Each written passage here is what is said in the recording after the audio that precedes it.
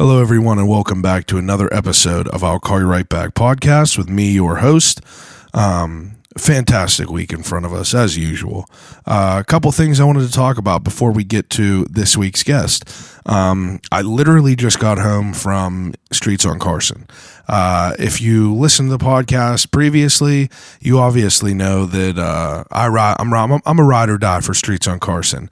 They are a sponsor of the podcast, and I frequent there. You know, it got to be bi-weekly, if not bi-weekly, every third week. But they got a new menu that came out right around Halloween time, and I've been chipping away at the new items that they have on there. But I just got back. I feel absolutely gluttonous. I had an insane amount of food there, as usual. Chef Matt Christie and his wife Lauren run this fantastic restaurant in the south side of the city, and it is right across the street from Jack's Bar, if you do not know where they are, and they specialize in street foods from around the world. I had some crazy ass shit today. It was like we had broccoli rabe, we had some wings, we had some pork egg rolls, we had some lamb meatballs. Like, it was just an insane amount of food, and every single thing on that menu is unreal. And I'm not even just saying that because they're a sponsor of the podcast. I've said that even before they were a sponsor. I've never had a bad. That's 100% honesty. I have never had something bad there, and I don't know how anyone could. But another fantastic meal by them, and they are always much appreciated. Another thing I wanted to talk about this weekend. Or not this weekend, but this weekend I had the opportunity to do something that I've never done before. I had two of my very, very close friends get married, and they asked me to officiate their ceremony. And I did that this weekend, and it was my first time. And I was pretty happy with it, you know. I was crazy nervous beforehand. Like I felt like B Rabbit before he came out to battle Papa Doc, and he was about to puke. Maybe I got his opponent mixed up in the movie, but, you know, before Eminem's about to throw up and get booed off stage. But I was just like crazy nervous, you know, two of my very, very close friends that are trusting me with their wedding day. And I mean, I'm sorry, my voice is hoarse. It's been a long few weeks of having a cold, but, you know, two of my close friends getting married, that's a day that they're going to remember for the rest of their lives. Their families there. I think they had like 250 people there, but they gave me some months' notice, and, you know, I was slowly manifesting ideas of how I wanted to do a wedding ceremony. I've never done one before, but it ended up being fantastic. I made it, you know, I took them on a ride. It was funny. It was sad. It was meaningful. It was, I thought it was good, and I got some pretty good reviews from other people, so I was pretty happy with how everything turned out. So, if anyone's looking, you know, slide in the DMs, the old wedding officiant over here. Add it to one of my other, you know, that's just another hat I'm wearing. Jack of all trades, master of none, right? But I get an A for effort, that's for sure. Might stutter a few times, but I do what I need to do. But it was great. I was very happy with it. It was at the casino, had some success after, you know, came up a little bit on the little crap slot machine, won a quick 200 on there. And like, you know, when you walk out of that casino a little bit up, you're like, damn, that's the best. Because there's so many poor souls that walk out of there with no rent money and shit like that. And you're just like, shit, like, I don't know. Gambling is dangerous. It's dangerous. You know, I started sports betting, and I've won more than I've lost, knock on wood. You know, I want a quick little bit of coins this weekend, and it's slippery slope, because once you get that taste, once you ride that dragon and you win that first, like, you know, I'll be honest, I won $600 this week, and I was like, damn, you know, people, I mean, that could be addicting, trying to win that. You're always trying to, $600, I'm always trying to chase that $600 dragon now.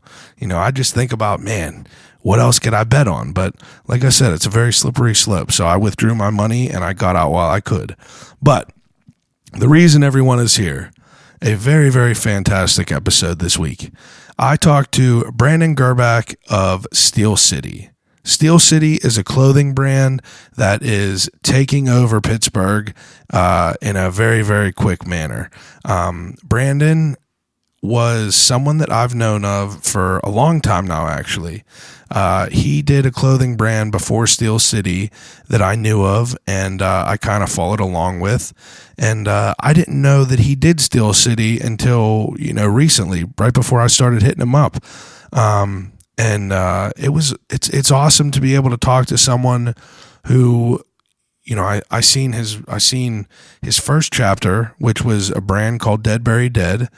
And then I see his dream right now and what it manifested into, which is Steel City, which is just an insane.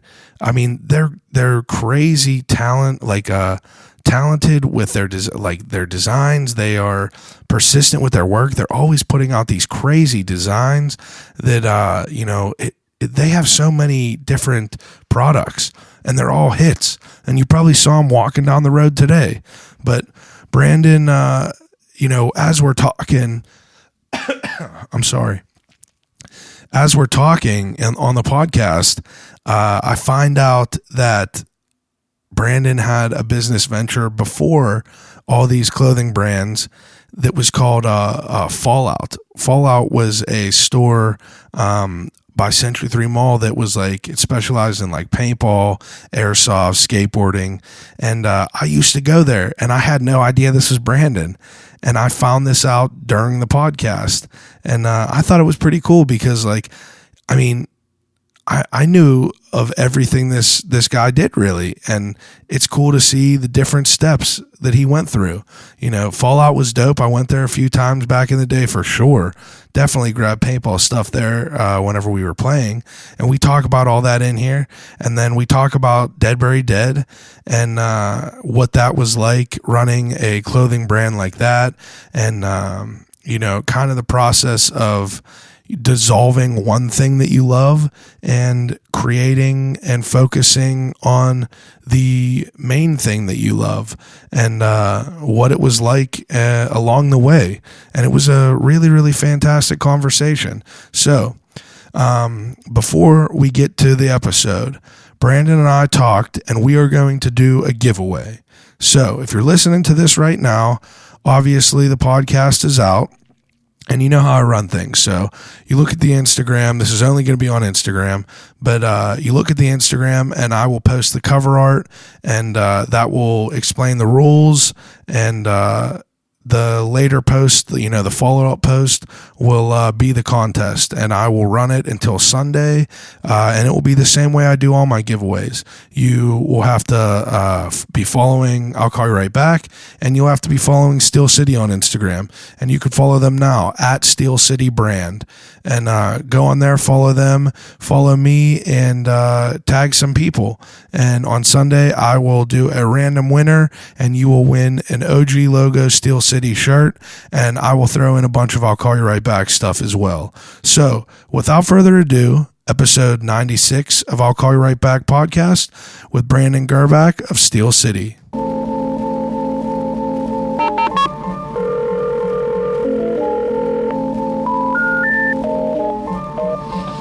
Telephone. Hello?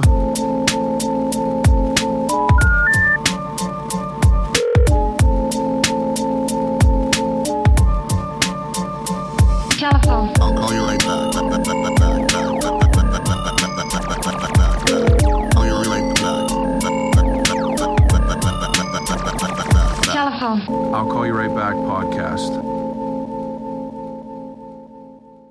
And I don't mean to just throw you in to immediately toss you on this microphone. No, I'm good. I feel like sometimes whenever I have people over and I start talking to them, we start talking about good shit, and I'm like, damn, I wish I was recording that, Absolutely. No, this doesn't bother me at all. I usually kind of try to have everything set up so everyone could just kind of slide in, but it ends up working all right. But I appreciate you coming over. Absolutely.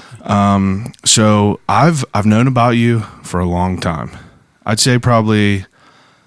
I was thinking about this today. Probably 2011, 2012. I knew about you from Dead Bury Dead. Oh, wow. Yeah. That's way back in the day. A long time ago. Yeah. Because I walked into the store a couple weeks ago and I was like, this is, Brandon, like Dead Bury Dead. And the girl was like, wow, yeah, that's him. And I was like, huh, all right. So I got to like see what was going on with everything in that store. And it's beautiful. Well, thank you. The store is very, very nice. I appreciate that. Will you do me a favor and pull that in just a little bit? Sure. There you go. Like that, kid? Yeah, that's perfect, actually. But so, yeah, like I saw you through Dead Bury Dead. I knew someone that always wore your stuff, Buzzy Turek. Oh, yeah. Yeah, he always had that OG logo with the shovels. Yeah. And I just remember that always sticking out to me. Matter of fact, I think we have... that's it. I think Buzzy still has the tattoo. Yeah, he definitely still does. Yeah. But I remember that ever since. And I didn't know that you were the same guy running Steel City as that ran that. Yeah. Could I ask you a little bit about Dead Bury Dead and everything? Sure. Yeah. Now, are you from Pittsburgh? I am, born and raised. Where'd you grow up? So I was born in Braddock. Okay. And that's where my family's from. And so I lived with my grandparents for a while, and then my mom got married, and we moved over to... My dad is a police officer, so we had to live within the city limits. Yeah. So we moved over to Lincoln Place, which is right on the edge of like South Side, West Mifflin, that kind of place. So I grew up in those two places. All right. Yeah, and I mean, like, so as you're younger, were you always into the clothing? Were you always... Never? No. Because I mean, like, I started doing clothing stuff back then, and that's why I kind of like took notice of it, is because I was getting into making my own shit, and I was just looking at people in Pittsburgh that were doing cool stuff, and kind of like, seeing how they were making shit happen. But what were you like when you were younger? I literally know nothing about you. Okay, sure, yeah. So I grew up very religious. My family is still very religious. I am not religious now, but so I was a church kid. I went to private schools. Catholic? No, like born again Christian, that kind of thing. Yeah. So like I said, my dad is a police officer, so growing up religious and then having a cop for a dad, probably pretty strict, really strict. But I did always have like a pretty clear idea of who I was and like what I wanted to do. Not specifically, but I just knew that I was always like a builder. My grandfather was an entrepreneur, and he owned a auto mechanics repair shop in Turtle Creek, and so I'd always like kick around there with him on the summers, and that's where I kind of got like owning my own business of some sort kind of in my blood. And so that's awesome. Yeah, that's definitely cool. It's cool to like I don't necessarily think that I've ever had like that feeling of me wanting to own my own business, but I wanted to do my own shit. I've always wanted to like do my own things and kind of be my own boss and make my own, kind of carve my own path through things, but I was never really like able to hammer down exactly what that was. And I guess I'm still in the process of doing that. Yeah. But so whenever you're younger and you're like getting into this, like, did you play sports? Did you like...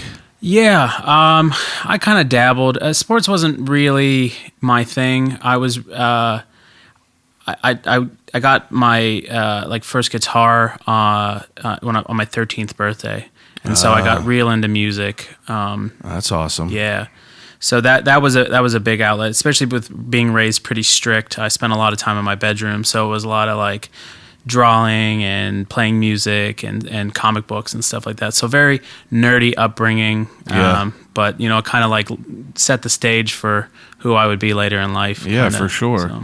I mean, whenever you're you're learning music and everything like that, do you have to deal with like, you can't listen to certain things and everything? Yeah. Okay. Yeah, totally.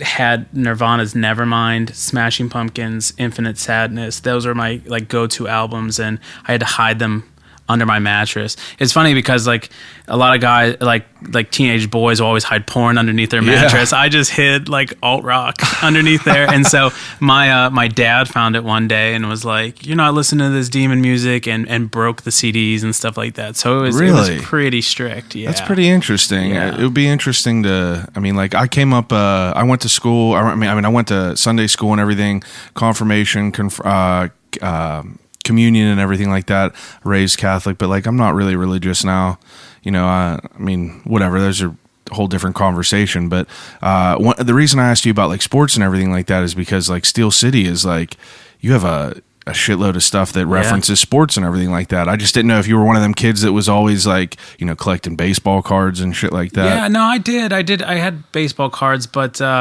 I've just been more of a fan, not a participant. I just didn't have it, I was always the kid that it's understandable. Yeah, I didn't have the talent for it. Could I ask how old you are? 37. 37. Yeah. All right. So I mean, like my brother's 36, so it's like a good way to kind of put them in perspective. But whenever you so the first thing that got me into like hitting you up, I know I hit you up a while ago. I think it was last year sometime maybe, and shit just took off with the podcast. I apologize for it, but sure. I went to go see the Raconteurs, and I was front row with two of my best friends, and Jack White walks out on stage and he's wearing a Steel City Batman shirt. Yeah. And I was like, holy shit, that's awesome. Right. And it's just like, your first reaction to seeing people like Jack White, Joe Manganiello, like all these like big name people wearing your stuff, like it has to be incredible. Yeah. It got like Jack White is arguably like one of the biggest rock and roll stars of that's alive and living right now. You think of like your dad and everything like that, or I mean, in general, people's parents. My dad's like, oh yeah, I saw Led Zeppelin and shit like that whenever I was younger, and it's like Jack White is like our closest thing to like a Jimi Hendrix or like a Led Zeppelin. So that's pretty awesome to see. Yeah, that's stuff like that. Just it happens. Like I don't have any part in it. Oh, I know it gotta be organic. Yeah, and that's it's crazy because I didn't go to that show, but my brother was there. Yeah. And I remember just getting text messages like after the show because you can't bring your cell phones. Yeah, he puts them in a bag. Yeah. So after the show, everybody was. I had like 20 text messages like, oh my god, this is happening. So it was awesome. I remember because he walked out and I was like, damn, it's a Batman shirt, and I was like, I think that's a Steel City shirt because I knew I saw it somewhere before. But whenever I went to the shop the other day, I asked the lady, I was like. Did people come in here? Like, do you see these people? She was like, no, I think it was his manager that came in and got that. But like, it makes me think like, whenever I would, like if I was like some performing act and I would go to some town, I feel like I would do that. I feel like I would look for like the local type shit that's like, you know, kind of like buzzing and kind of find something that would fit my taste and embrace that a little bit. But it was definitely cool. Yeah, it was cool to see. It was unreal. So, like, I mean, in high school and shit, like, do you have any ideas at all of, like, creating clothing or anything? No, that was the furthest thing from my mind. In high school, I really wanted to be, surprisingly, this is going to be crazy, but I wanted to be on SNL. Really? Yeah, that was, like, my thing. Wow. Spending all that time up in my room, I really watched like Conan and Letterman and guys like that, and so those I started to write like comedy sketches with my friends, and we would do them in school in the hallways during like study halls. Yeah. And that was kind of where I thought my life was going to go. Wow. But in the meantime, I knew that I needed a safe bet, and so I went to community college, but I had the ambition that I was going to get like to be an art teacher. Okay. So yeah, probably easier said than done. Yeah. That was just kind of my safety. Yeah. And, everyone got to have a safety plan. Yep. Any entrepreneur is like, what's going to happen if this fails? You know what I mean? And then you got your parents beating on you, like, what happens if it doesn't work out? And you're just like, I guess we'll figure it out. That's true. So, That's I mean, very like, true. did you do any, did you like progress in any of that like improv or comedy or anything like that? No, I just mainly tried to write jokes. That was kind of my thing that I liked to do. Yeah. And then during that time, though, I actually ended up meeting my wife. We were 17. Oh, really? Yeah. Wow. And so It's been together for 20 years? yeah. Wow. Congratulations. Yeah, thank you. Yeah, we've That's got awesome. 3 kids, and we got married at 20.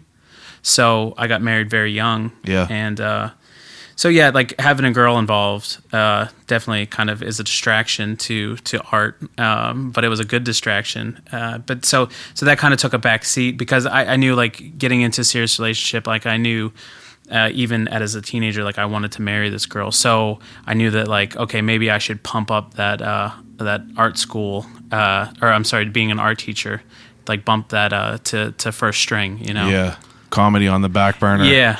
It's Yeah. hard because, like, you know, I dabbled in a little bit, some stand up. I'm not really like the improv-y type, but like I did stand up in the competition at the Improv, and I did pretty well at it, and I wanted to keep it going. But I feel like, I mean, I do the podcast. Obviously, it takes a lot of time, but a comedy or a comedian's schedule is hectic. You know, I'm just not that dude that's going to be sitting at a bar on a Thursday night at midnight to talk for 3 minutes. You know, I just don't have time for that. I Yeah. got to wake up and go to work and shit. Yeah. I mean, it's got to be like you have to be 100% into Everything it. about Yeah. it, you got to be into it Yeah. to succeed whatsoever, because the world that we're living in is saturated. Same thing with clothing brands, Yep. you know, anything. If you're not living and breathing it, then shit's going to fall behind. That's true. But so, I mean, that's pretty interesting though. SNL, like who were some of your favorite comedians?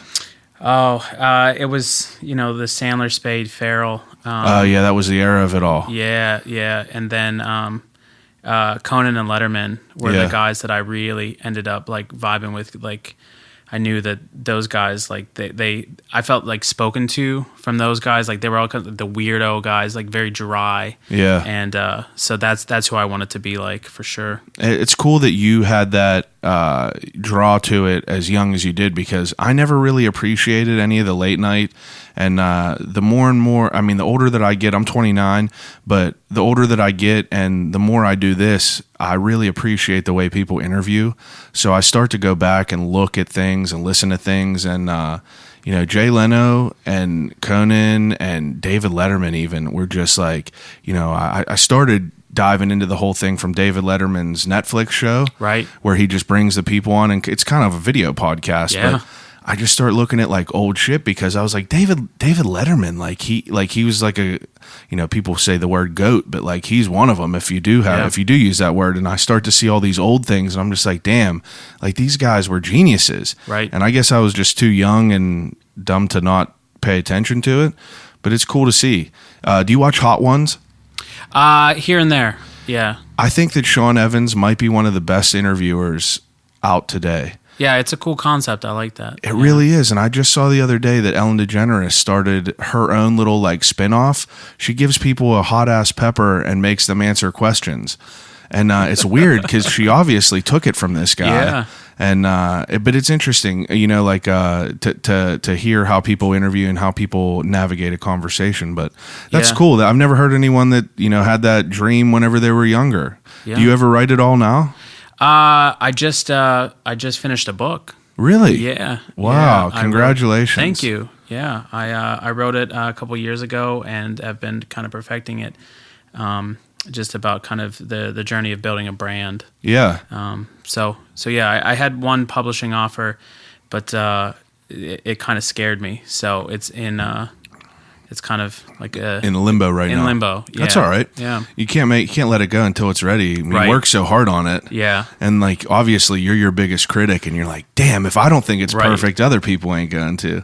That's what I hear whenever I hear like a click on like the microphone. I'm like, God, I gotta cut that out.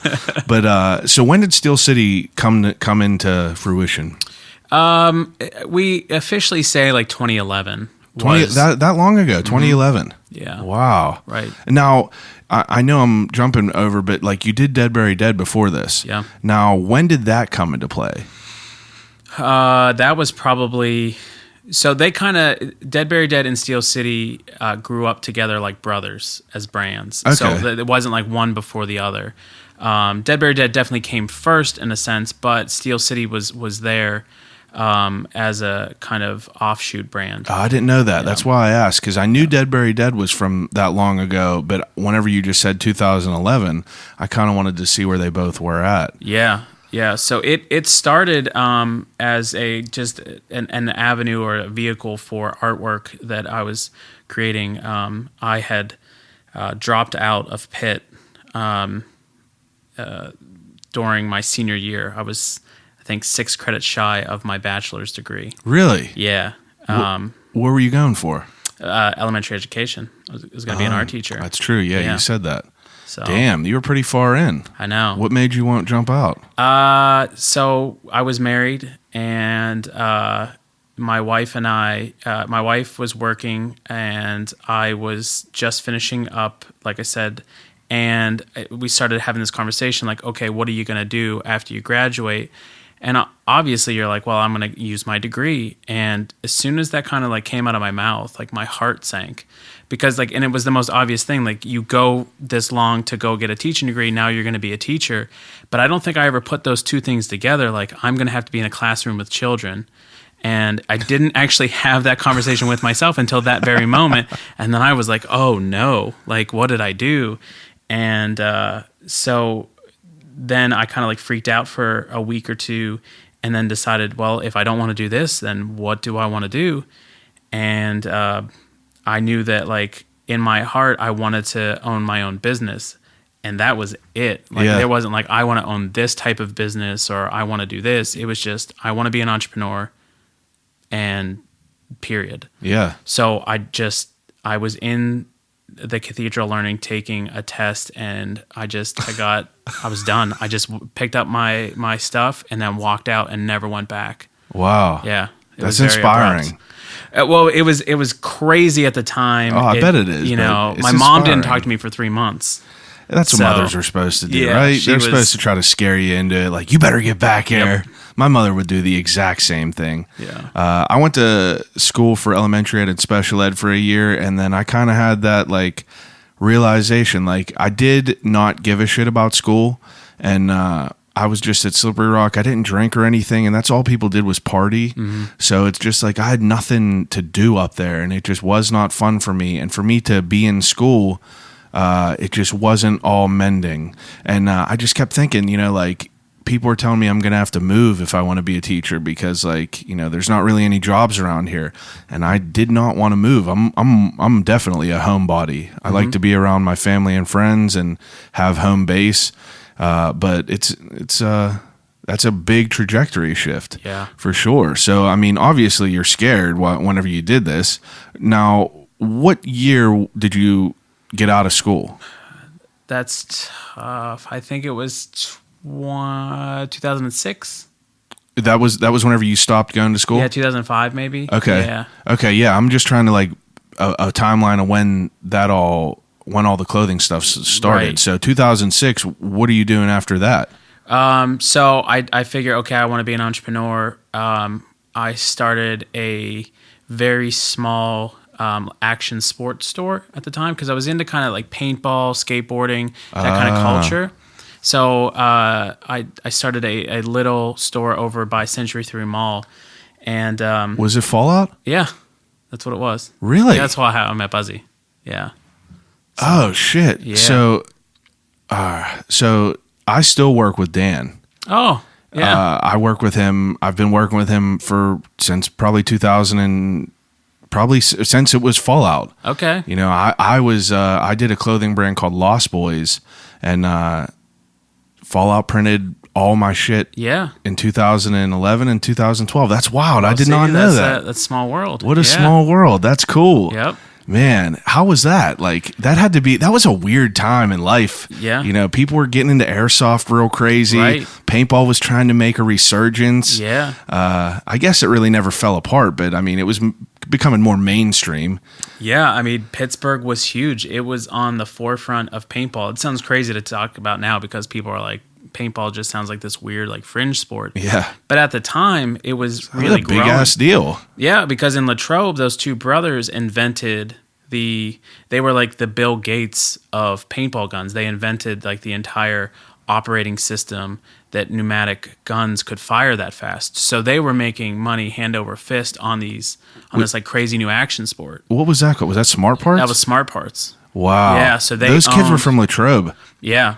Yeah, they invented it in their garage, and they blew up overnight. They ended up building like the largest indoor paintball course, and their operation was phenomenal. And then they ended up getting sued, I think. I can't remember what happened to them, but then I just remember they like closed down all of a sudden. Was it. And so, with the way paintball guns are regulated, they're still considered like a deadly weapon. So you have to have the zoning. So it's very hard to find places to play. And, that's kind of what happened. Did you play a lot whenever you were younger, though? Yeah. Remember Paintball Extreme? Yeah. That was my first exposure of it all. I had to be maybe like 8 or 9. That was where I first started. Yeah. Man, that was fun. That was a really good time. Yeah. And then there was a place called Bill's Golfland. Do you know that? I never played there. Well, they didn't even have a functioning course yet. They had it where the owner was trying to, they have mini golf, driving range, hockey, and then he had like this little like parking lot out front that was like a courtyard where he bought all this inflatable shit, and we all played hockey with him. And he was like, "Oh, do any of you guys want to just like, just come and like throw me $20? I'll give you everything you can, and just basically just play and see if you like it." But we were playing for probably like 4 or 5 weeks, just all night, just playing paintball. And then a big snow happened, and he had like a netting roof, and I think the snow caved it in, and it kind of just fell apart from there. But that's what I mean. It was a weird time because like I remember whenever like people were getting back into it a little bit more. Yeah, I mean it's a incredibly fun game. It is fun. Yeah. I never was a fan of airsoft, really, though. Yeah, neither was I. I didn't like that people could just cheat and say, like, that didn't hit me. Yeah. And you're just like, bro, like, come on, it did. But so you started Fallout in what, 2007? No, that was... Yeah, you know what? You're probably right. My wife is so good with dates, and I'm rubbish with them. But yeah, it's 2006, 2007. Yeah, you're probably around that time. How long did that run? That ran... pretty much up until we kind of followed the same trajectory as Smart Parts. So I'd say we were like 3 or 4 years into it. And then Smart Parts closed, and then Paintball Extreme closed. Yeah. And so there was really just no place to play. Yeah. We were doing great, and then kids were just like, well, it's either like play in the backyard, which is kind of hard to do. Yeah, for or not sure. play at all. So. I was never really a fan of like speedball. Yeah. I liked woods ball. Me and my brother and my cousins lived up at Seven Springs, so they had this like 60-acre farm, and me and my brother were the only ones with guns. So there was a total of 4 of us. So how can you play, all 4 of you play with 2 guns? What we would do is we would wait till it would get dark, and we would both, like each person would have a gun, 2 people, one-on-one. We would each have a headlamp on, and you would have 1 hopper full of balls, and you would get 3 hits. So like if you would see like a light scurrying across like the woods, you'd have to be conservative with your ammo. But it was fun because it was like you had to like, kind of like stealthy a little bit. Right. That's probably the last time I ever played though. It was cool though.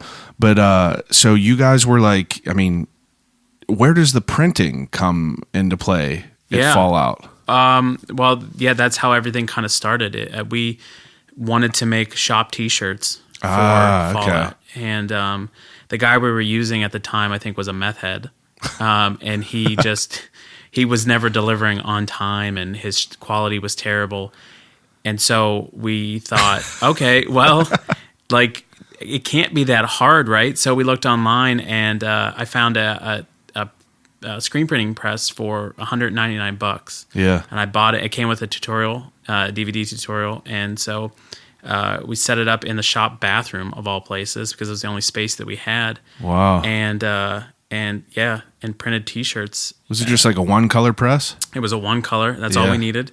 And so we set it up in there, and I got a burned copy of Photoshop, and I had never opened up a graphics program in my life. And just tried to just learn. I mean, we were pretty slow at the store. Yeah. Especially in the wintertime when you couldn't play paintball or skateboard. And I just taught myself Photoshop, and that's kind of how it started. But you had a handle on like drawing and shit beforehand, right? Yeah, a little bit. I don't think it'd be. I would never have called myself an artist. No? I was kind of like a doodler at best. Yeah. You know? Just were able to put down basic ideas. Right. That makes sense. So, I mean, we got into this a little bit further than we usually do, but I do an opening segment with all my guests. It's called "What's in the Cup." What's in the cup? Yeah. So, what's in your cup?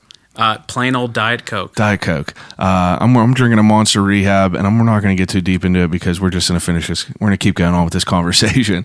I usually will ask people why they like Diet Coke and ship it. I'm interested in what's going on, and I feel like that you got a lot of good stuff to talk about. So Fallout, Yeah. You're printing these shop shirts because, people are not as reliable as you know that you could be, which I like. I feel that way as well. I feel like that if I was better at art, I would be way further than I would be because I have all these ideas in my mind, but I cannot put them on paper. It's very, very frustrating. But so you kind of just learned Photoshop just being thrown to the wolves? Yeah. I just took it and I took the burned copy of Photoshop and just did YouTube tutorials, just threw time at it. My wife and I had our first child, and so it was a lot of sleepless nights. Yeah. And so I was up with the baby, and I would just sit there at the computer rocking a baby, and just Wow. yeah, it was like 3 or 4 years of just grinding it out, trying to make myself into a graphic artist. So That's awesome. yeah. Definitely cool. And your wife this whole time, like what's her mindset? Is she like, you're kind of nuts, or is she, she's into it? Yeah, no, I think it's a mixture of both, to be honest. She was always been supportive. I definitely wouldn't have been able to do any of this without her because she worked full time and she supported me. Yeah. Some wives support their husbands to go to medical school to become a doctor. Yeah. And I kind of in my mind kept making the joke of like, oh man, she's supporting me to become a graphic artist, a t-shirt graphic artist. And Yeah. so that's not really the same thing as putting your husband through medical school or something like that. But she did. She believed in the dream and the vision, and she supported me. So, and it was a wild idea at first, for sure. So Now, whenever you have Fallout and you're making these shop shirts, like, how does that like kind of manifest into, making a shop shirt here or there to making like your own stuff? Is it just you have a lot of artwork that you wanted to start putting out? Yeah, it kind of happened organically. We did the shop t-shirts, and then I would dabble with a few designs of just maybe doing the shop name in a different font. Oh, okay. And at the time, we had like a little clothing rack full of 20, 30 shirts from different action sports, skateboarding brands.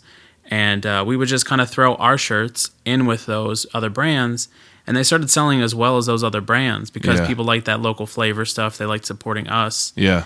for the shop. So that's it. Just kind of we always took that money and always kept it separate. So anytime we would sell a shirt, we would invest it back into buying 2 more shirts. Yeah. So it was we kind of just grew it that way.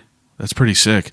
Whenever you were like you yourself, were you someone that was, kind of conscious of like what you were wearing? Were you always like trying to get like the new shoes or like the new gear? You know what I mean? No. I was a terrible. I still kind of am a terrible dresser.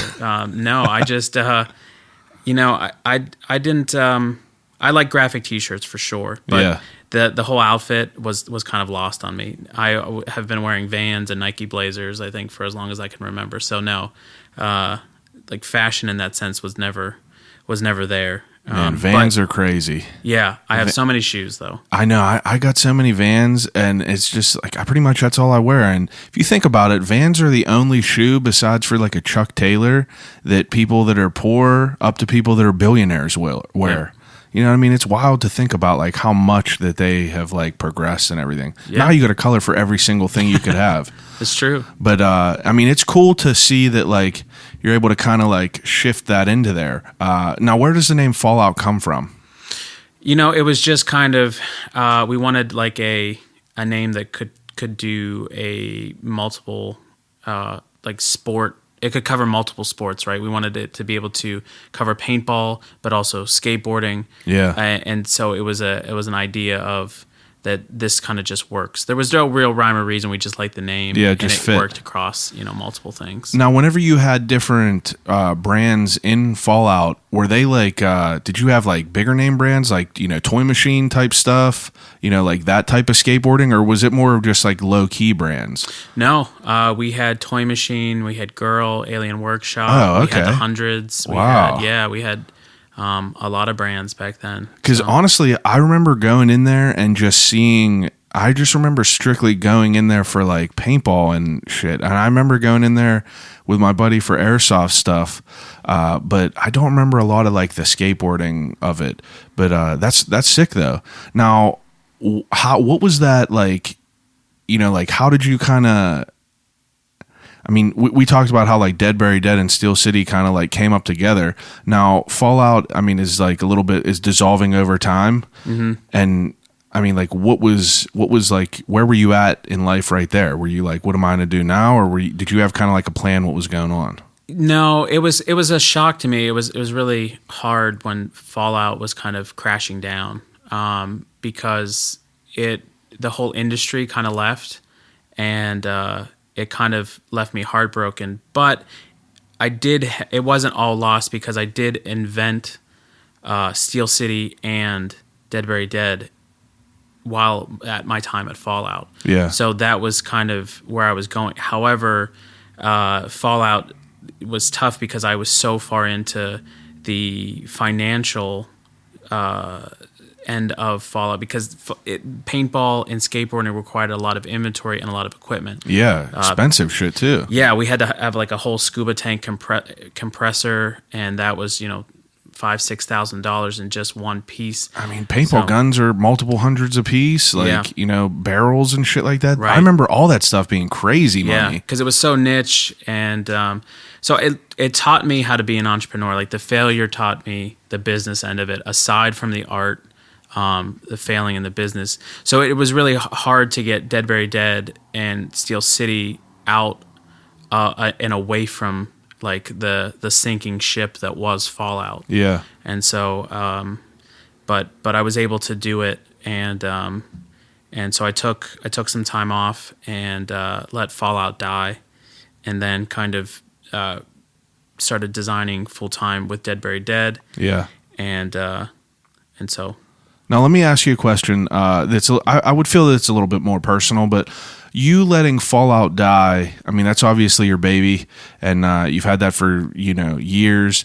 What was like your feeling of it being, failure? I mean, like, because I had nothing that was of the magnitude that you had with your own store, but I had a clothing brand, and it was at that time in life, it was everything I ever wanted in life. Every bit about me was poured into this clothing brand that, we only did like, it wasn't a lot. It was 2 years, but, that was everything for me. I couldn't even imagine how much more your heart was attached to like this store. But like, whenever that thing dissolved and I let that go, and I kind of like realized like, like I just got to let this be, like this was just a chapter. Was it discouraging for you in the beginning, or was it kind of like motivating for you? Because I feel like I kind of got motivation from it. Mm-hmm. Like I knew I wanted to do something else, but I knew that I had to, step back, kind of replot how I wanted to execute my ideas. But then it made me definitely better with what I wanted to do. Yeah, I think it definitely hurt a lot, and it led to a lot of like questioning myself. Yeah, because I was really young. You're young. You don't even know what you're into. Right, and I took a $40,000 loan. That was like I had to write grants and take out a line of credit, and so. Most of the time when I was applying at the beginning of starting the business, everybody's like, oh, you're really young. You're really high risk. And I kept thinking, no, I can do this. I'm going to hustle. I'm going to grind, and I'm going to make this thing. And I did. Fallout was financially successful for a time. And so I thought I had proved them wrong, just to be kind of like, at the end, they were right all along. See, I was too young. I was too immature. I was a dumb kid. And so there was a lot of hurt feelings and some depression and some sadness about, wow, I like you said, I poured my heart and soul into it. I put my family's equity, I put my name, and into all watch it kind of burn. Yeah. So yeah, it's interesting to think about that, because like I still have a room full of Lost Boys shit upstairs, and it was like, you know, like I remember thinking like, you know, like this is it, like this is it. But you know, as time went along, I was probably 21 maybe. It's just like you're a kid, you have no idea what you like, what you want to do. Now I look at what I did and I was like, that was whack. But it's good. I'm so thankful that happened to me whenever I was younger. And luckily for me, like I didn't have crazy amount of money tied up into it. But like for you, I feel like it's better that it happens when you're younger. You're able to learn more. You're more like, your mind is more moldable, however you want to describe it, but like you're able to learn from it a little bit better, I think. Yeah, I agree. You know, it kind of it crushed me, but I had a decision to make. Was I going to stay there and kind of, you know, run away with my tail between my legs and never say, oh, I'm not going to start that again because of what happened last time? Yeah. I just kind of looked at it and said, what could I learn from it? And so it worked. I never borrowed a single cent of money ever again. I never took out a credit card. I never did anything for Steel City like that ever again. So everything that we do now is 100% funded by just selling T-shirts. Yeah, I don't have any investors. I don't have any VC venture capital. This is 100% like nobody owns me. And it's not because I'm so like, oh, look at me. It's because it crushed me before. Yeah. And, you know, I'm not going to make that mistake again. So, yeah, I am smarter. It's interesting to hear about it, though. Yeah. It's interesting to hear from a bigger level, like another level, but just to hear that, like, that experience of it all. But anyway, back to after like all this shit kind of dissolved and everything, you know, Dead Buried Dead and Steel City come up. So how does that manifest? Yeah, so Dead Buried Dead again was just a vehicle to do some creative like art, and so I got a group of designs together, and I made my first line sheet, and I decided that I was going to take the brand out on tour, and I was going to jump on a bunch of music festivals and set up a merch table and try to take the brand around and see if I had something. And so we traveled around the country. My brother came with me. I had some other friends, and we set up a bunch of places, and it was okay. It went all right. It kind of like broke even, and in the music scene? Yeah. Like what? Yeah. Like what kind of like music? Were like what kind of tours? We went all over the place. It was a lot of it was like Christian music festivals. Okay, yeah. Yeah, so it was like heavy music, like Under Oath and shit. Yeah. Okay. Yeah, like that was one of the bands that we went around with. So like the Christian heavy, I know you're talking about. Yep. Under Oath, Devil Wears Prada, yep. Shit like that. I didn't know that. That's pretty cool. Yeah. That's cool to hear about that. Yeah, so it was okay. I mean, those were not like the greatest financially, but it was. I mean, it was amazing. It was like being in a band. Yeah, but you're not. You don't have to learn how. You don't have to be playing music. Yeah. I mean, you're doing what you like, but you still get all the good aura of it all. Yeah, the environment of it all. That's the best part about going to shows and shit. I was never musically talented, but all my best friends were in local bands and shit like that. So I was just always there and like seeing these and like, you know, like I try every different thing that I ever want to try. I wear so many different hats because I just want to try things out. Me performing music is something I've never done, so I've always had such like a crazy respect for it, but it's so powerful being in them environments because everyone's there like singing along to these songs together. And the heavy music was just like that. That's what I came up on was like all them bands. So it's cool to hear about that. Yeah. And so Dead Buried Dead, like how many years do you think you did that before, you know, it kind of... That was probably almost all the way till 2010, 2011. Oh, right? yeah. I'd probably say 2011 because Steel City just made it so that I couldn't do both. Steel City was getting so big Okay. that Dead Very Dead was just it. I had to let one go, and they were both doing really well. Just Steel City was better. Yeah. And Dead Very Dead was just an odd thing because I had taken it around the country and it had done well. It had done okay, I should say. But then I had met a few people at these venues that had told me, like, hey, we like your stuff. Have you ever thought about actually selling it to stores? Yeah. And I said, no, I didn't think about it at all. And then I went to another city and somebody was like, hey, did you ever think about actually making the clothes? Like making button downs and making dresses? And I was like, no, I didn't think about that. Yeah. And so when I was at home, when the tours weren't on, I started to think maybe I should look into those things. And so Like the cut and sew. right.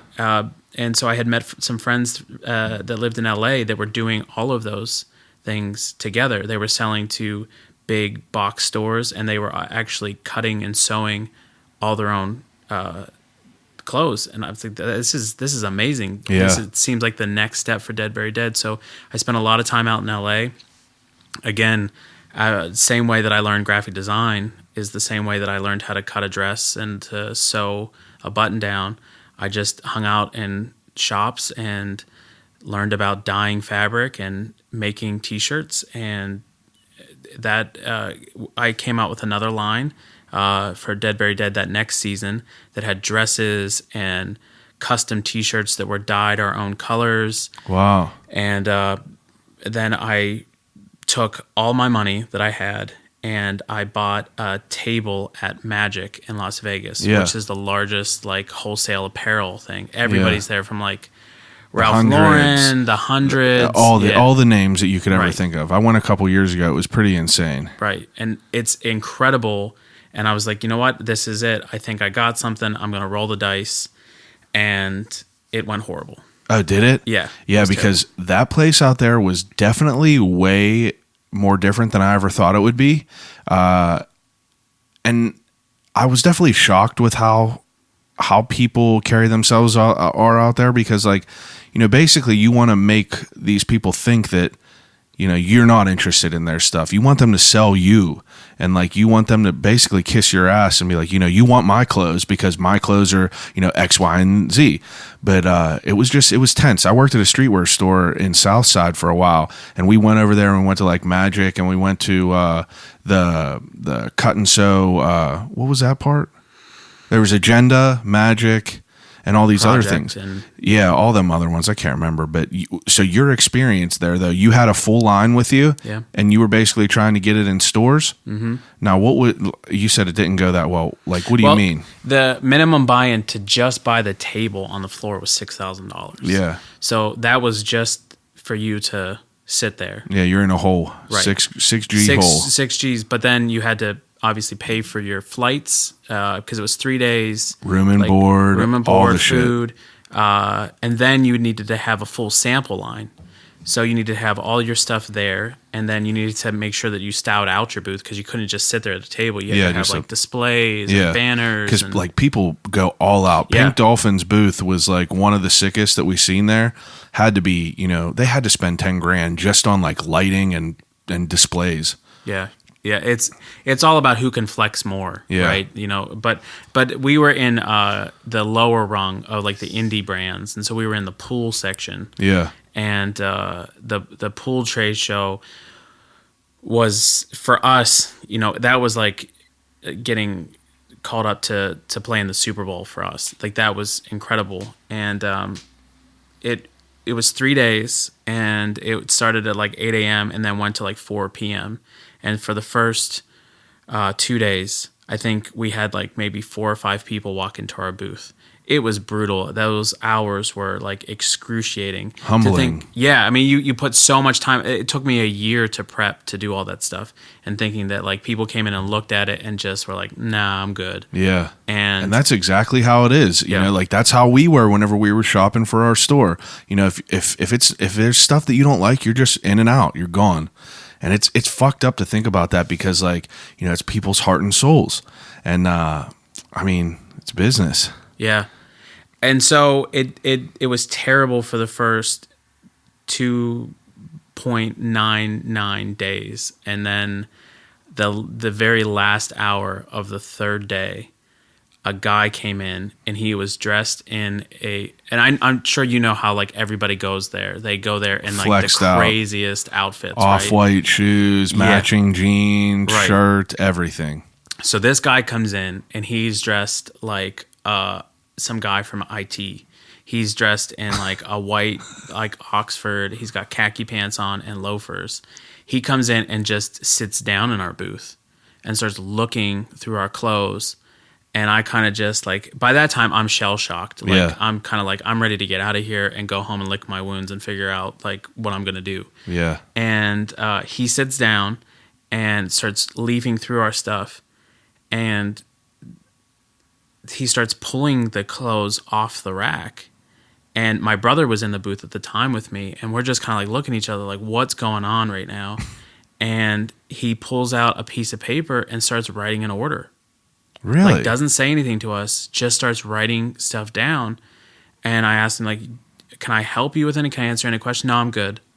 And just pulls at stuff and pulls like 7 or 8 hangers off, has his arms full, and sitting there just writing little scribbles on. And I'm thinking, this is not real. This is kind of crazy. Yeah. And he goes and stands up and he's like, I just want to let you know that this is the best booth that I've walked into all day. Really? And I'm like, oh, thanks, man. And I look, and on the order, it's the Museum of Contemporary Art in Chicago brought in like our entire line Really? into their museum. I've never been to the Museum of Modern Art in Chicago, or Contemporary Art in Chicago, but apparently they have a big gift store, and they carry like kind of all kinds of crazy stuff. And he thought our stuff was crazy enough to be in his store. And he wrote down to like, and I kid you not, like to the dollar of what we needed to just break even. That was his order.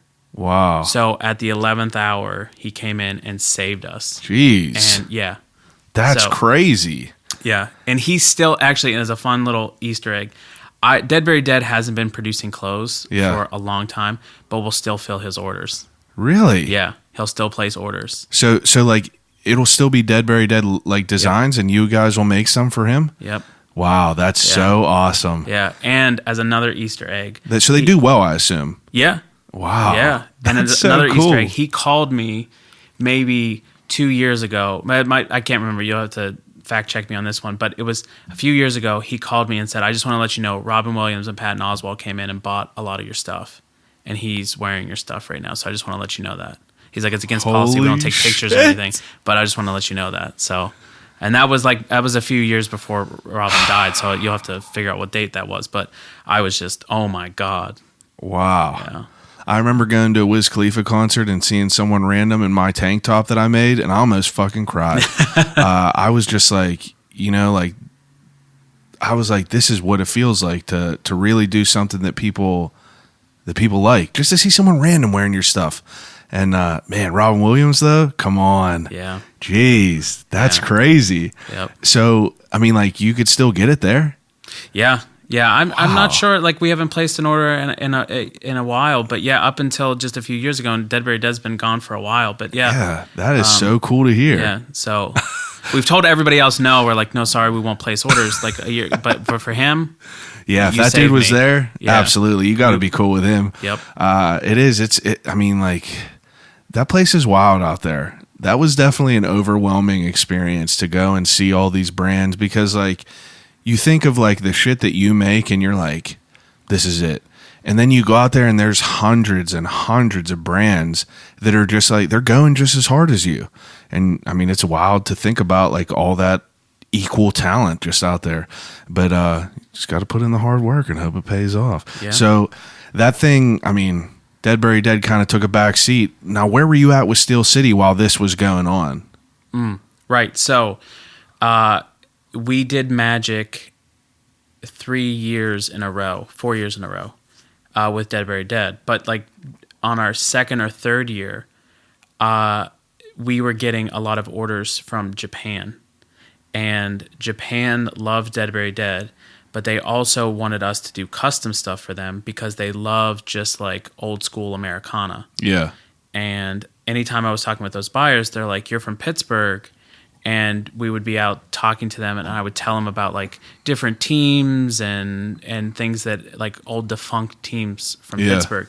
And they're like, "Wow, if you could put that on a shirt, we would buy that."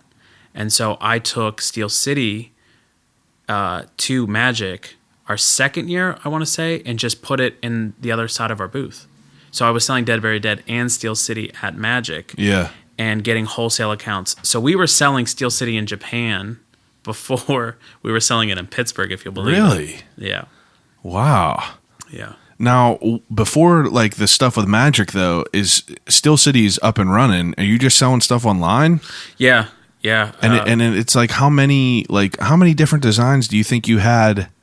Like a lot? Was there like, you don't have to give me a number, but like, was there like a decent amount of stuff that you had, or was it kind of just like a select few? It's like 6. Oh, okay. Yeah. And now Dead Dead was like you had like a full line for all that. Right. Wow. So That's a lot of pretty it's cool. about custom stuff, right? So Magic was, if I bring you to my store in Japan, Yeah. I don't want you to sell to anybody else, right? So I had to okay. go and make 50 designs just to make it through Magic. And the same with Steel City. I'd have to like re-engineer old logos and graphics from things just to sell to one place. So it was a ton of work. Yeah. But that's how I kind of cut my teeth and just figured out like how to make it in the business. Now, is this you that's doing all these designs, or did you have any other help with anyone? No. All you. Up until last year. Wow. Yeah. That's awesome. Yeah. I don't know. I feel I get so I'm stubborn, and I'm stubborn about what I do, and it sucks because I'm not artistically talented. So me being stubborn, they don't go hand in hand. I can't be stubborn working with other people, but I am, and it's not like I'm doing it on purpose. It's just like it's obviously the shit that you like. You want it to be how you want it, but man, in China beforehand, that's crazy. And so, I mean, you did Magic for what you said 3 or 4 years with Dead Dead, and then the last couple years you had Steel City there. Now, I mean, did you just let Dead Dead go and then kind of just retraject everything for Steel City to be on the main burner? Yeah. It just was a lot. It was easier to do Steel City because making everything in LA from scratch, like every T-shirt, every dress, getting it dyed and printed out in LA, and not living in LA. That's a beast. That's tough. And all the shit for Dead Dead was cut and sew, right? Right. Now, whenever you were doing Steel City, were you doing like cut and sew blanks, or did you have a blank that like you were using that was just like a random blank? Yeah, we were just using like standard American apparel at the time. Okay. And so I kept thinking, I'm doing all this work, and Steel City right now is competing with the numbers of Dead Dead. With probably like a quarter of the work that you're putting in. Right. And I just had my third child, and I'm like, I'm getting too old to be on Damn, flights. I forgot about that. You got 3 kids while this is going on. Yeah. Yep. Jeez, that's pretty cool too. Right. I mean, it sounds like you're just spinning a bunch of plates and you're just like hoping none of them fall.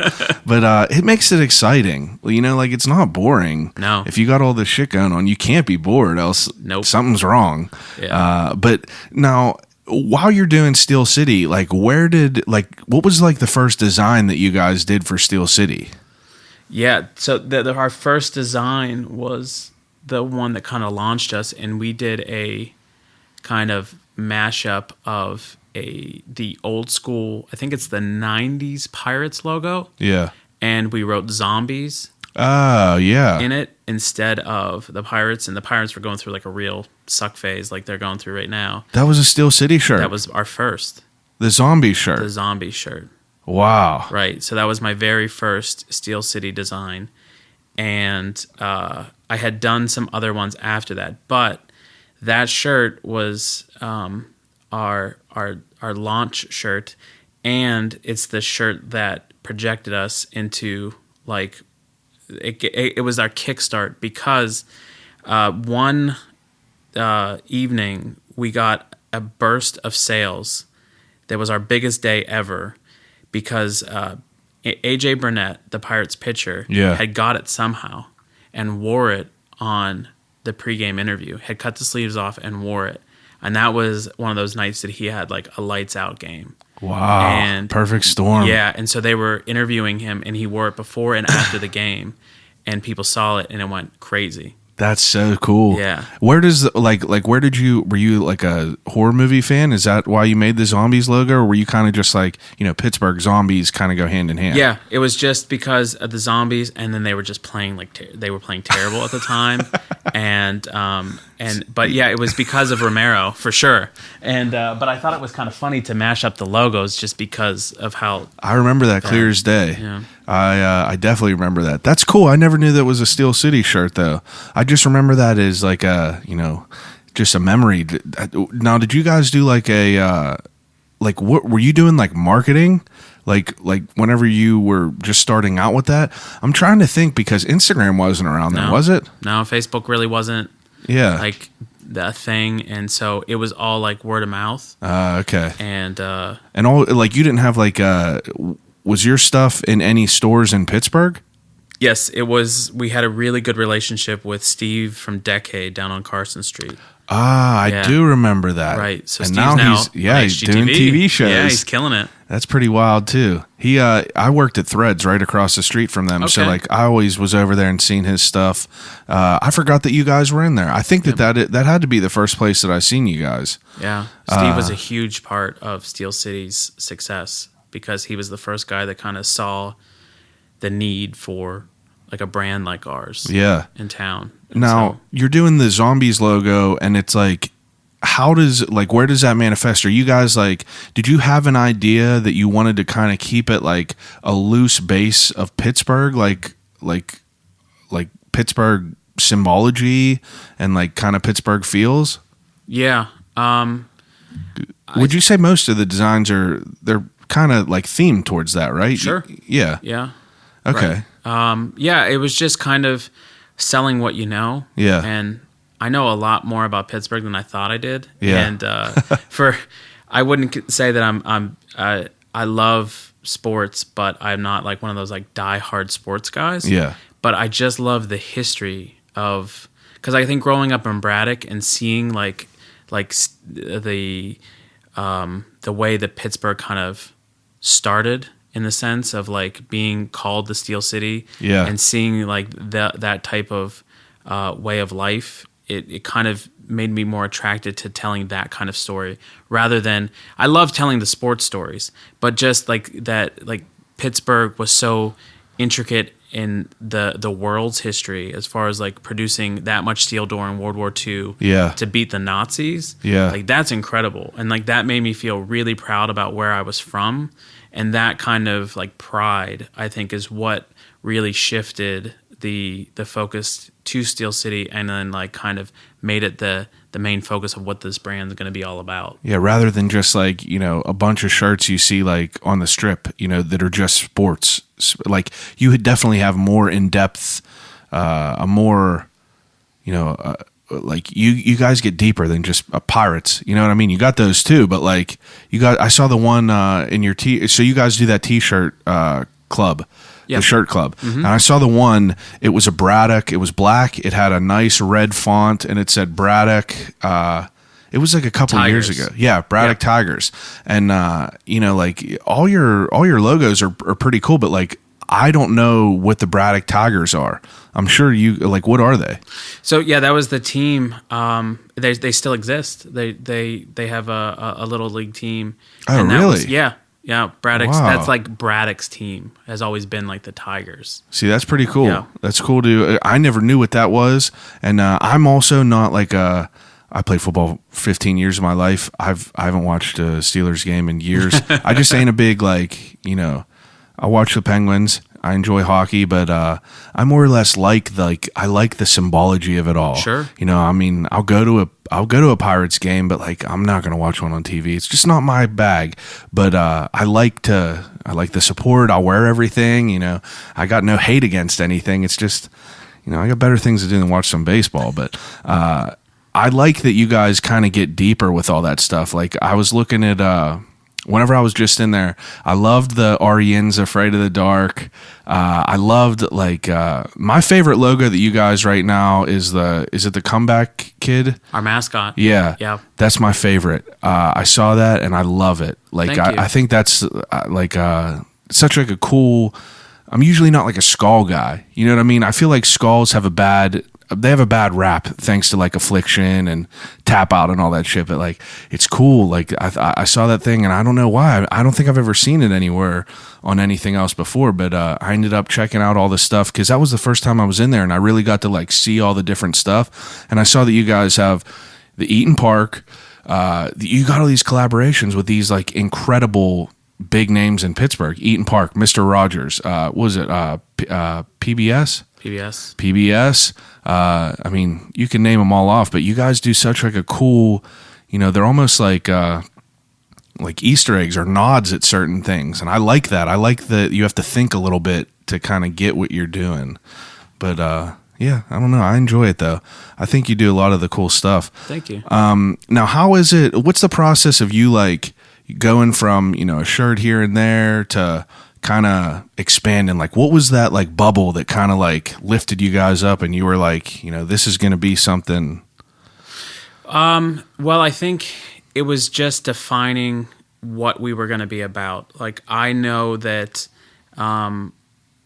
when we were first kind of getting our legs about us and hiring our first employee, we made a very conscious decision that we weren't going to be a quote unquote cool brand. Like we weren't going to be one of those brands that tried to be like so exclusive and tried to be like really high end. We just wanted to be like customer service based and we wanted to just make people happy. Yeah. And because we made those decisions, and it sounds kind of trite, but we really were able to narrow in our focus on what would make Pittsburghers and people that love Pittsburgh happy. And then because of that, and because that was our main theme, we kind of like became a magnet and people reached out to us and we didn't really have to try that hard to do things. And so there wasn't a lot of hard work, but it was just kind of like, hey, we're really excited about telling the story of Pittsburgh and we want to work with you. And so we started to get make new friends and bringing in other licenses, and that was really, we just kind of exploded. I'd say over the last 3 years, we've had, you know, like 100 crazy. to 150% growth. Crazy. Year on year. It's crazy. Yeah. It's fantastic to see. And it's so cool to see like the range that everything is. I see people wearing it all the time now. Like that shirt you're wearing, just the Steel City, like the logo, you see it everywhere. Now what was like the first collaboration that you guys did that you had to like, cause I assume that like for you to get the Mr. Rogers shirts and everything, you got to have licensing for that. Yeah. Is that right? Right. Now, what was like the first collaboration that you did where you needed to do something else besides for just coming up with a logo? You know what I mean? Yeah. One of the big things that I remember was working with the Clemente Museum. Okay. Or, you know, like Roberto is like the guy when I think about like who embodies like Pittsburgh and baseball. I mean, Roberto is the guy. I mean, everybody else has Honus Wagner, you know, but for me personally, Roberto was the guy. And so being able to work with the 21 was huge, to be able to put that on a shirt because of how cool of a person he was and humanitarian. And that was our first type of endeavor with working with something that wasn't our own. Yeah. So. Now, what's the process of getting those licensing? Is it basically just as simple as you saying, like, you know, I'd love to work with you. This is what I'd like. This is what I'm pitching to you. And they just say, okay. In so many words? Somewhat.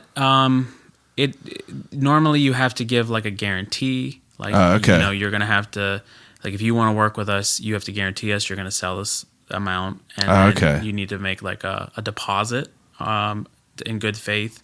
And then you've got to develop the stuff, and then we'll approve it. And anything you want to do, we have to approve after that. And then we renew it every year. Okay. So I never really was really was understood that because, you see brands like I just saw your Eaton Park stuff just dropped, and Eaton Park is it's a big chain. So obviously they're getting their end of it too. But I was just always curious on the process of what that is. Like, how does Eaton Park, how does that even happen with you guys in Eaton Park? A lot of it is just knowing people that know other people. Always is. All about who you know. It is. And Pittsburgh's like a small town. Everybody knows everybody. So, and honestly, not to toot our own horn, but it's like a reputation. Yeah. Like, it's just that people know that we take great care with their intellectual property, that we really respect what they do. Yeah. And so that, like, we're going to be good stewards of whatever you give to us. So it's not just like we're coming out like, hey, we want to make your T-shirts. We want to do this in partnership because we'll add value to your brand as well as you'll add value to ours. And so, yeah, for sure. So it's a really nice thing. So that's usually how it works out. That's cool though. I mean, I saw that it popped up on my news feed today with the smiley face cookies, and I was like, damn, like you guys are always just working, doing cool stuff. Now, them first like few years where it starts like taking off, like you don't have a brick and mortar. Were you guys doing pop-ups? Do I remember that? How our brand really kind of grinded when you were saying like, well, how did you do it before Facebook and Instagram really kind of? It was doing like indie crafter markets. Okay. So Carrie Nardini with I Made It Market was... I Made It. Yeah. I just went there for the first time this past year. They're amazing. Yeah, they do. There were so many great people there that I bought beard oil that I use. I keep buying it. There was artists there. It was something cool that I never knew about. Yeah. And so we would do every weekend, Carrie would have something. So sometimes we'd sell one shirt. Yeah. Sometimes we would sell a ton. But we just kept doing that because before the social media, like that's all you had to do. You had to just go out on the street. And it's wild to think about now that you could just have a business right on your phone at all the times with Instagram. Basically, that's all you need is Instagram. You could sell shit right on there. But before social media, it's crazy to think the people that like persevered through that like crazy awkward stage. Now, whenever you guys are at that point, are you basically, is it just like t-shirts and like hoodies, or were you dipping into like the hats and, all the other stuff that you guys are doing? No, it wasn't up until maybe 3 or 4 years in that we started to even try something like that. It was mainly just t-shirts and just trying to figure out like what people wanted to wear and what colors they wanted to wear. And it was all learning process. Like I had the history knowledge of Pittsburgh, but I didn't know actually how to really retail a shirt to Pittsburghers. I knew how to do it in LA, but not in Pittsburgh. Yeah, we have a weird weird group of people up in here. Were you guys doing like now? Are you doing your own printing with Steel City? No, and it's probably like my favorite thing to talk about is about our the way we produce our clothes. We still print Steel City in Braddock, right down the street from where I grew up, in like the shadow of the last like working steel mill in Pittsburgh.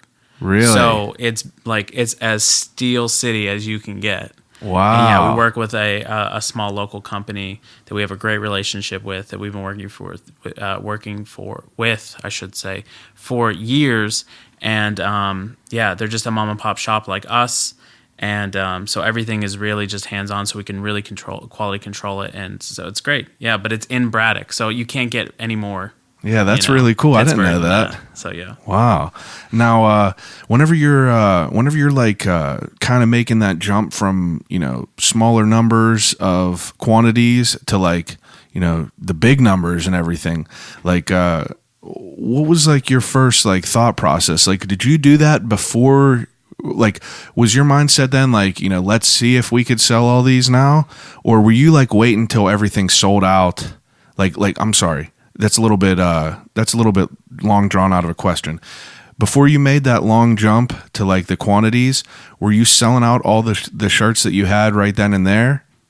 No. Okay. No. So we just we would make a design. So for instance, one of our best sellers at the beginning was our Forbes field shirt. We still sell it today. Yeah. And so we kept it and we tried to keep it small, but we would just keep restocking it and seeing, yeah. So we never were trying to be like super limited or exclusive. Yeah. We just kind of kept it rolling. So and like I mean, obviously, if you're moving numbers of these shirts, you realize, like we did X amount last month, we can get this month. Correct. And I'm sure that helps you out too. The more you get, the better price breaks there are. Now, as far as like the blanks that you use now currently, are these ones that you guys created, or is this just still like American Apparel type? Yeah, it's similar. We use a bunch of different brands now Okay. that we have like good relationships with, because we've gotten to the point where we can kind of negotiate and get very special like kind of blanks that we like to use. Yeah. But we're really particular on the quality of it. So yeah, everything that I was feeling there, like I working at that store and like just kind of dabbling in it myself, I always like I'm feeling everything and like seeing like the prints and kind of like seeing how the quality of everything is. And like I bought one of the beanies whenever I was down there because I put it on my head, and I usually can't find a beanie that fits my big ass head. Your beanies were great. I wear it all the time. Awesome. But all your like materials, even down to the stickers and the pins, were just so like everything looked so great. So much attention to detail. Thank you. I don't know. I don't know if everyone else notices things like that, but I always like kind of look into it a little bit deeper, just because I make stuff myself, so like I like to see what people are using and how people use it and take advantage of it, you know what I mean? Totally. Now you're doing these quantities building up over the few years now. Where does like the brick and mortar come into play? Is it wrong, or am I correct whenever I heard it was a pop-up and then it kind of just did very well? Yeah. Okay. Yeah, it was a friend of ours from the downtown partnership had reached out to us and said, hey, ModCloth is opening a pop-up shop on Smithfield Street downtown for 6 weeks. Why don't you consider, when they move out, maybe taking it over under the same kind of like idea that they had? And I was like, I don't know, man. Downtown is kind of sketchy. Like, there's not a lot of retail down there. Yeah. For a new brand like us, I don't know if we could actually do it. And he's like, why don't you just try it? We'll make it worth your while. And so we went down there, and I just, I've lived here my whole life, but I really kind of fell in love with downtown again. And so we looked at it and thought, this could be cool. This could be a good way to try to see if we could bring some life back down to downtown. And so, yeah, it started as a pop-up for right around this time. Our opening night was Light Up Night. Oh, really? 3 years ago. 3 years it's been there. Yeah. Now, when my wife told me that, I was like, did they just open that like last year? And she was like, that's been there for years. And I was like, there is no way. And then, yeah, I mean, that's wild. And I'm usually never down in the city ever, but if you think about it, there's not really too many like retail shops down there, but I don't necessarily think it's because, people don't want to shop down there. There's thousands of people just walking around down there every day. It's just basically, if you had the stuff there, people would buy it, I would assume. Yeah. Right? Right.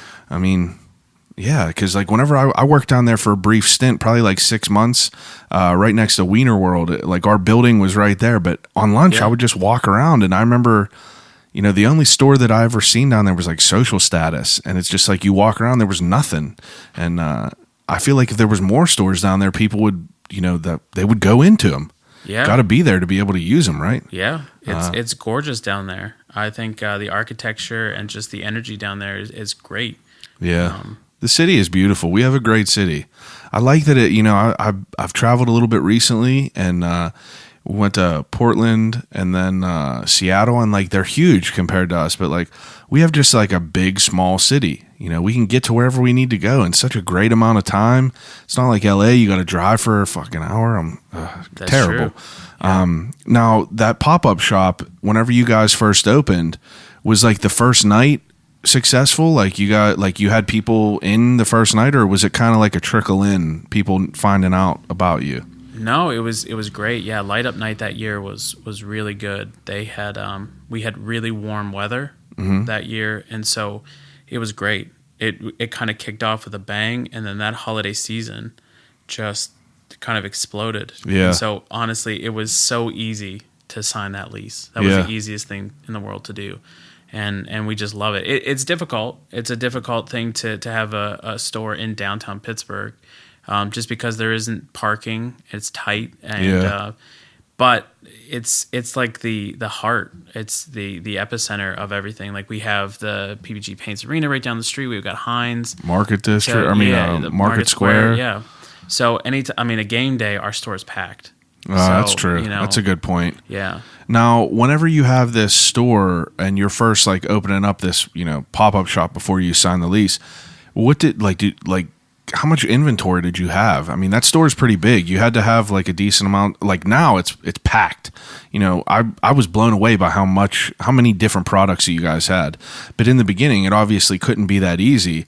What was like the difference compared to what it is now to what it was? Like, did you have a decent amount of shit to put in there? No. It was tough. We had to ask friends for help. I had to call my friend Melissa from Ohio to ship me some candles that she makes, and my friend Seth from Tollgate Revival down in Braddock came in and gave me some furniture to put in the store. But now the store only carries like 60% of our entire inventory. Really? We still have 40% that we just literally can't fit in the store. Jeez. So yeah, we've grown a lot in those 3 years. So it is kind of crazy to see that we couldn't even fill it up, and now we can't hold it. So it's awesome, man. Yeah. It really is. Now, a couple other random questions for you before I get you out of here. Now, your shirt's like Sidney Crosby is really good at hockey. Now, do you guys have to do anything with contacting him to be able to use his name or anything? No, the guys from the team have come down though. Okay. Like especially when we had like the Kessel shirts. Yeah, Phil Kessel is a world champion. World champion. Yeah, Phil Kessel is a world. We did champion. Amanda Kessel. Oh yeah, is a world champion. Wow. And so no, it's kind of done in a way that we don't have an agreement with Sid. No. Yeah. But no, we just kind of do it as fans. Yeah, it's good faith. Yeah. That's all right. I was just curious. No, that's fine. I was curious because I see these names and like I would buy anything with Phil Kessel's name on it. You know what I mean? What a guy. It's a shame that he's not here, but I root for him all the time. Same. I want nothing but good things for my man. But it's cool. Now, I mean, you got to constantly just be like doodling and like, coming up with new ideas. I feel like you guys are just dropping stuff all the time. So, you said up until like a year ago, you were doing all these designs yourself. Now, do you have another person that's helping you out with this stuff now? I still do like 99% of all concepts. Okay. So they all come out. But now I have a great design assistant, Brianna, who helps me. And then we have a couple freelancers that kind of help execute. But most of it comes from my sketchbook. Like 99% of it still all comes from that. So. Now, is it because that you're stubborn and you like to have a hand in anything that you put out because it's yours? Or is it because you're just, you have a bunch of ideas. You know what I mean? Like, yeah, it's probably both. Yeah. But I think the most direct answer is that it's hard to try to articulate what's in your brain to someone else. And because you're not from Pittsburgh. Like a lot of our designers are not from Pittsburgh. So anytime I say like, hey, freelance designer A, I need this thing with like a bridge. Yeah. Well, you can't just put any bridge on. You have to put the Clemente bridge on or something like that. So most of the time, like that makes sense. It's not a big pool of designers that I can go to. Yeah. You got to still have that main heartbeat of the city. Yeah. So I'm very picky on. I could on appreciate that. who I work with, and the reason I ask is because I'm insane picky. A couple local artists that I use all the time. Dirty Bird, he on Instagram, people look him up. I come up with the most trash sketches of all time, and I'm just like, Dante, here. And he'll come up with and he ends up just making it happen, and it's fantastic. It's the hardest thing in the world is to convey your ideas in your mind to someone else, and hope that they could kind of see what you're seeing in your brain. But I don't know, dude. You guys are doing awesome shit. I really I'm happy to see all the growth. What's next for you guys? Well, 2020 is already kind of booked out for us, so I'm really excited about some stuff that's coming. Yeah. That we have one last big drop for 2019 though, that's coming on Black Friday. Oh, okay. And we're really excited because we've been getting really into kids apparel with the success of Mr. Rogers. Our next release is going to be Daniel Tiger on Black Friday. Oh, wow. So I think actually they're the first person I told about this. So, jeez. Yeah, Daniel Tiger is a huge, they win Emmys all the time because they're so good. And so I'm really excited about being able to kind of extend the legacy of Mr. Rogers with our apparel in Daniel Tiger. So what does that even feel like to you? Mr. Rogers is we grew up on it. Yeah. I remember I talked to someone on here the other day, and she brought up Mr. Rogers, and there was a time where I saw this meme that he was feeding his fish, and he was saying, now I'm feeding the fish, and it said in the description, the reason why Mr. Rogers always says this is because a fan who was blind wrote into him and said, did you remember to feed the fish? So he always just would say I'm feeding the fish, and that shit sticks in my head forever. Yeah. But Mr. Rogers is such a Pittsburgh, a staple. That's a pillar for you guys to be able to put out pieces that you get to work with directly is I feel like it has to be such an honor. Yeah, I can't. To me, working with Mr. Rogers was the pinnacle. I feel like I've already peaked 4 years ago Yeah. when working with them. I kind of think who else can really trump Mr. Rogers to actually work with? You got to get Michael Keaton. Yeah, Michael Keaton would be amazing. Got to get Michael Keaton in there somehow. Because he was on Mr. Rogers, so that was his first gig was acting and being a stagehand on Mr. Rogers. So I did not know that. Michael, if you're listening, hit me up. Hey, Michael Keaton, if you're listening, I just want to say thank you. But it's cool to see that, dude. It's just awesome to see that, you got, it's awesome to see, you have physical, you got proof that what you're doing is it's growing, it's successful. It's awesome to see.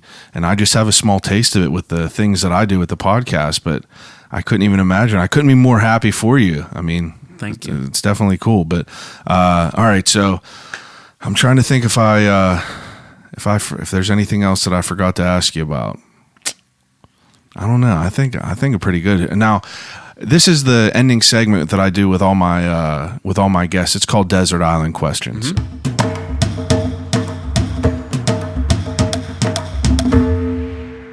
Are you an Office fan? Oh, of course. Okay, so I made this up obviously because of Jim in The Office. He plays Desert Island Questions, but I'm gonna give you a couple extra because I'm curious.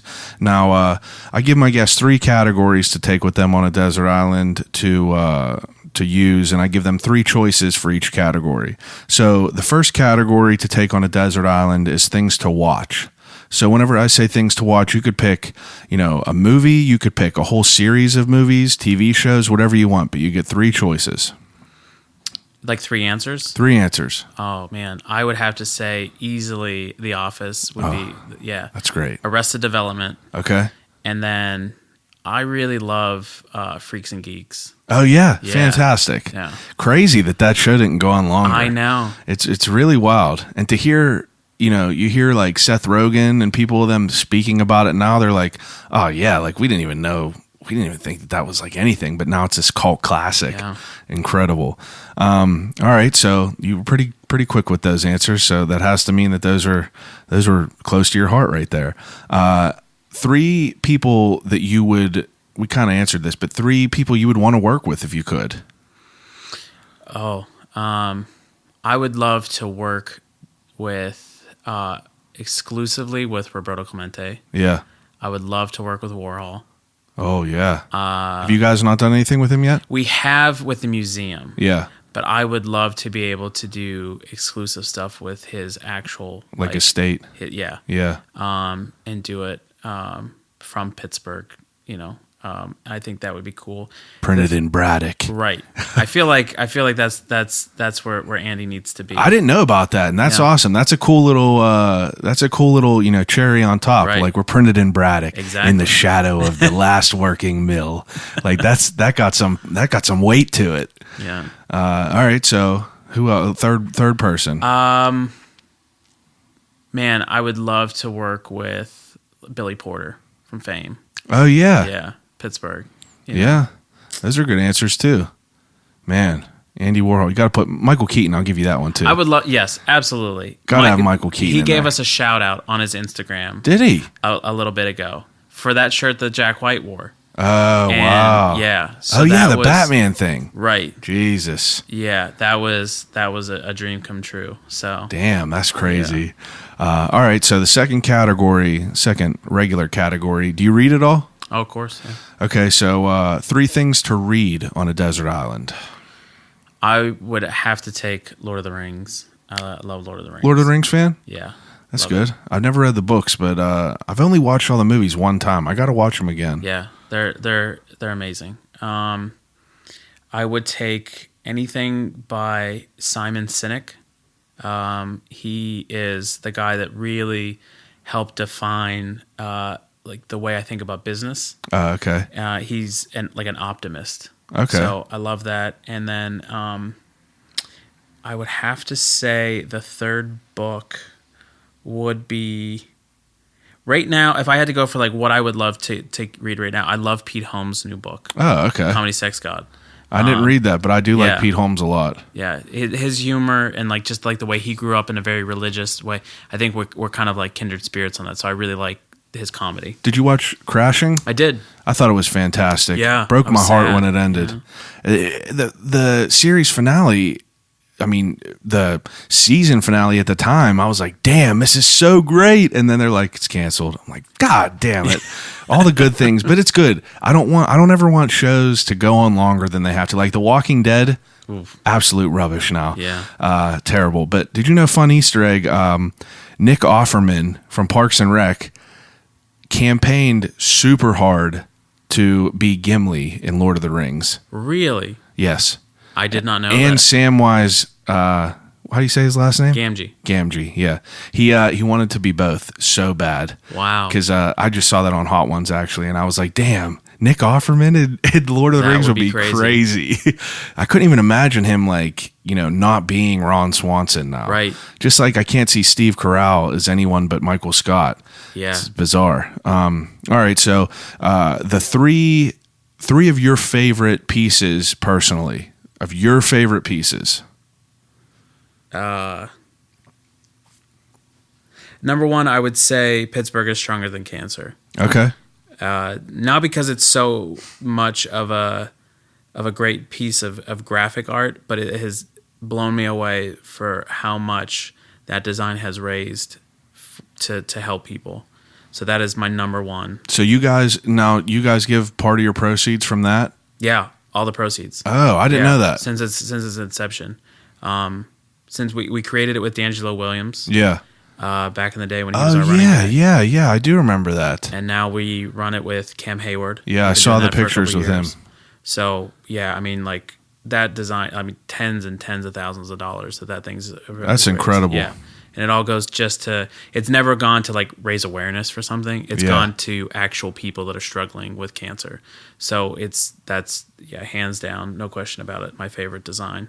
The second I would have to say would be, that's a tough one. But the second shirt I actually ever did was a Warhol-inspired Sally Wiggin shirt. Really? Yeah. Wow. Is it And- like blocks of her face? No, it's just one of her done as Warhol's Marilyn Monroe. Wow. And so, yeah, if you look back on like a Google image search, you'll find it. Jeez. She reached out to us about a month after we had published that on our website and said, "Hey, I need to talk to you." And I was like, "Oh my God, we're in big trouble now." Yeah. And she sent us this beautiful message saying, "Thank you so much for featuring me and doing this Really? nice artwork. I would like to buy some. Could you please come to this event we're hosting and sell them? I would just love to be a part of this." And she was the most like kind soul. She still is. She's still great to us. And so yeah, that was one of those ones that was just amazing. Wow, that's pretty cool. And then I'd have to say number 3 would be the Comeback Kid. Yeah. I love that. Yeah. It's such a cool logo. Did you come up with that? We came up with like the concept of it, and Yeah. then our guy Zach is the one that illustrated it. It looks really, really awesome. Yeah. I really do love it. I bought one of the stickers, but it's such a cool idea. I love the old school jersey type and the old school hat. I really do like that. It's a cool design. Yeah, Zach did a great job illustrating it. Those are good answers. I did not know about the Sally Wiggin one. Yeah. Now, did you guys ever have any problems as far as like flack from like, using a design or a logo or putting someone's name on there? Yeah. I mean, we've had our fair share of like cease and desist. One of my favorite ones that I did was the towels in Pittsburgh are terrible. I wrote that on a shirt because we do a lot of like text-based shirts. Yeah. I guess that's maybe where my SNL writing days have been coming back, as I'll write like quips about things on shirts. And so I wrote like the towels in Pittsburgh are terrible. And of course, anybody from Pittsburgh knows what I'm talking about. Terrible towel. And it ran for maybe 4 or 5 months. And then I got a letter from the Roonies saying, "Hey, really? Take it down." Jeez. Yeah. What do you feel about stuff like that? Like, I mean, I guess it's business. Yeah, it's just business, but I get also it. like it doesn't look like a terrible towel. Yeah. So but I get it. it. You protect your stuff, cool. And Whatever. I'm not going to like go against the Roonies. Yeah, come on, you can't go against that. It's like no way you'd win. Yeah. All right. That's interesting. I never thought about that. If you use people's name, people give you a cease and desist. You know what I mean? I made these new Drew Carey. I mean, not Drew Carey. I said Drew Carey.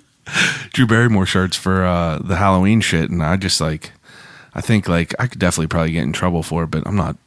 I made like 15 pieces. They got to find you. Yeah, So. Drew Carey is going to come after me.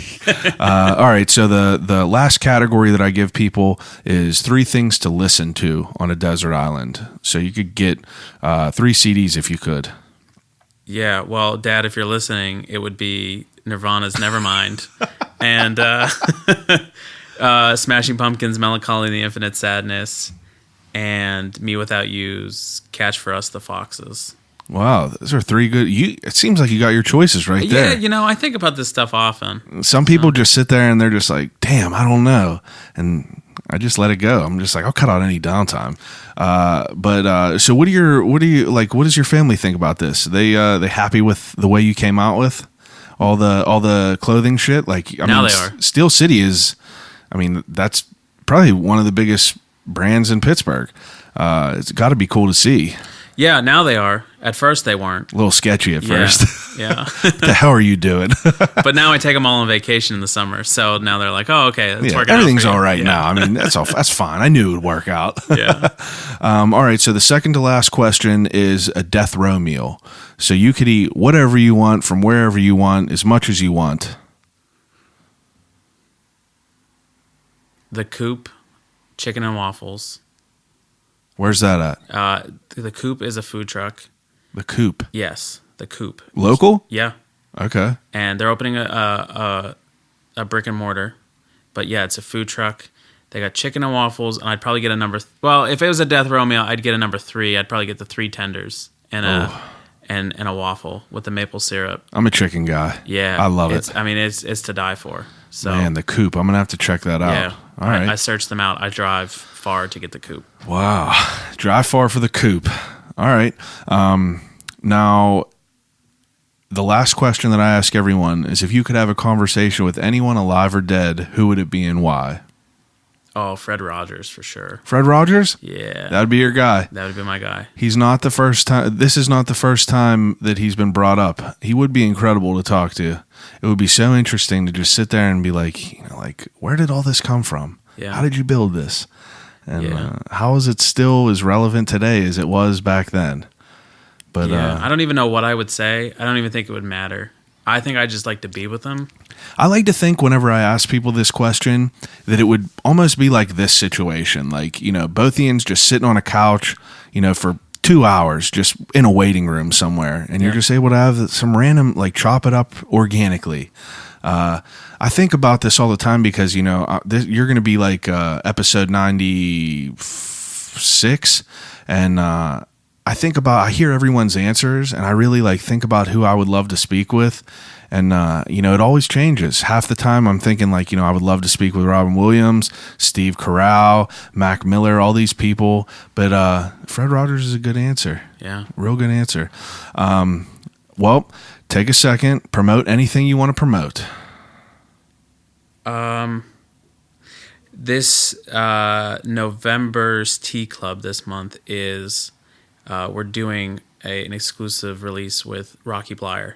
Oh, yeah. Yeah, he just came into the shop today. I saw and, that. Yeah, it was amazing. That was the first time I met him. Yeah. And he was just warm and charismatic, and he stayed for a while. He talked to like every employee. That's awesome. And shook their hand and just wanted to know what's going on in their life, and he was great. So I love the fact that we're doing an exclusive release with the Tea Club. It's a members-only club that we do once a month. You get an exclusive tea. It's a blind box, so you don't know what the tea is actually going to look like. We just give you the theme. Such a cool idea. And so it's Rocky Blyer. And so anybody that doesn't know who he is was a 4-time Steelers Super Bowl champion, but was also a veteran. He was playing football, then got drafted to Vietnam. He was shot and blown up by a grenade and had shrapnel in his leg and his foot. Hustled back to health and then grinded until he got back to the NFL and then ended up winning 4 Super Bowls. Jeez. So I did not know work that. Ethic, man. I didn't know his whole story. I knew he was a player, but I knew he was a veteran, but I didn't know about the getting blown up and getting back. Yeah. That's crazy. Yeah. Jeez. So an amazing story. So I'm really excited. The shirt's amazing. So that's what's the what I most want starstruck you been? Bruce Springsteen wearing our shirt. Really? Yeah. He wore it. Was he here? No, he was in Jersey. What shirt did he And wear? Our Steel City Girder shirt. Wow. Bruce fucking Springsteen. Yeah, I'm a Boss fan, and the guy was wearing my shirt, and I lost it. So that's awesome, dude. Well, I really appreciate you coming over and talking to me. Yeah, I'm sure you've told this story 100 times, but I'm happy you let me pick your brain. Throw out the Instagram, website, all that, and I'll let you get out of here. Sure. It's at Steel City Brand, and then at steelcitybrand.com. All right. And for everyone that's listening, I appreciate it as always. Check out the website, I'llCallYouRightBack.com. Check out Steel City's new stuff. I mean, you guys know the deal. I'll Call You Right Back on Instagram. I'll Call You Right Back across the boards. Give me some feedback, rate, review, subscribe, and thanks again. Call You Right Back.